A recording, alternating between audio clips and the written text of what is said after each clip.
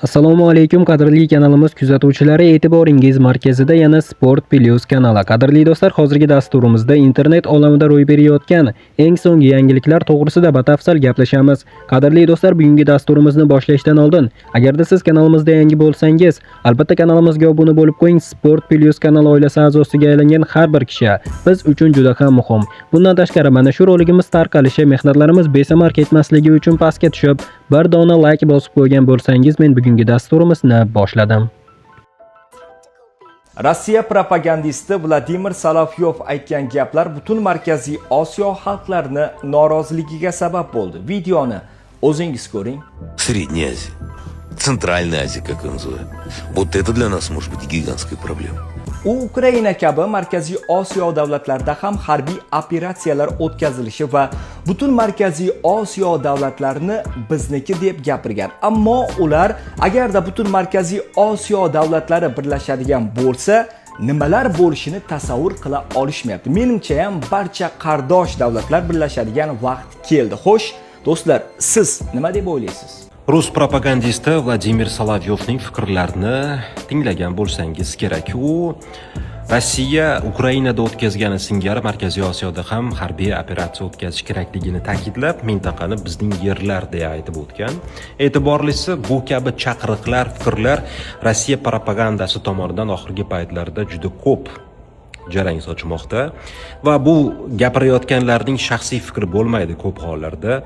Qaysidir bir jurnalist, ekspert, siyosiy sharhlovchi omma oldiga chiqib boshqa bir mintaqa yoki mamlakat bilan munosabatlarga oid bo'lgan keskin fikr bayonot bildirdimi, katta ehtimol bu yuqoridan tushgan topshiriq yoki Kreml tomonidan qanaqadir belgilangan yo'nalish bo'ladi va bu safar ham xuddi shunday bo'lgani ehtimoldan xoli emas va bu kabi bayonotlar, fikrlar e'tibordan chetda qolmasligi ham kerak.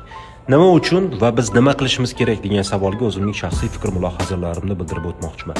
Nima uchun degan savolga kelsak, eng avvalo Rossiya Ukrainada urush boshlashi ortidan iqtisodiy va harbiy jihatdan sezilarli darajada zaiflashdi va bu uning xalqaro maydondagi ta'sir doirasi kamayishiga ham olib keldi, obro' e'tiboriga putur yetdi.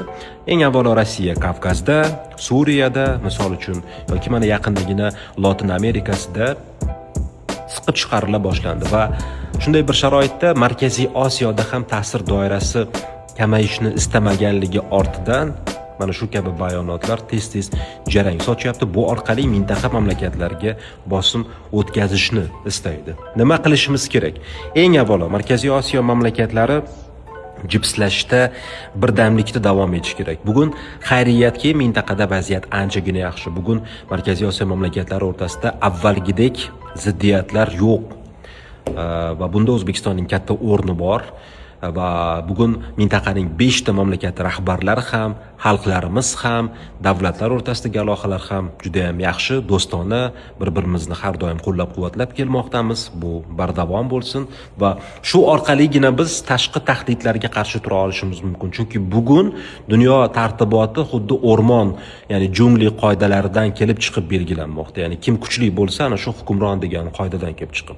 Katta-katta mamlakatlar shunchaki qo'shni davlat hududiga bostirib kirib, uning hududlarini, yerlarini egallab olishga intilyapti yoki demokratiyaning, inson huquqlarining himoyachisiz deya da'vo qilgan mamlakatlar boshqa bir davlat suverenitetini buzib, uning prezidentini olib qochib ketib, uni sud qilib, o'zini davlat hududida qamamoqda. Mana shunday sharoitda har narsani kutish mumkin. Markaziy Osiyo davlatlari esa birdamlik orqali, bir-birini yanada ko'proq qo'llab-quvvatlash orqali, yanada ko'proq ittifoqchilik orqali mana shu xavf-xatarlarga qarshi tura olishi mumkin. Boshqachasiga juda ham qiyin bo'ladi va mana shu birdamligimiz bardavom bo'lsin.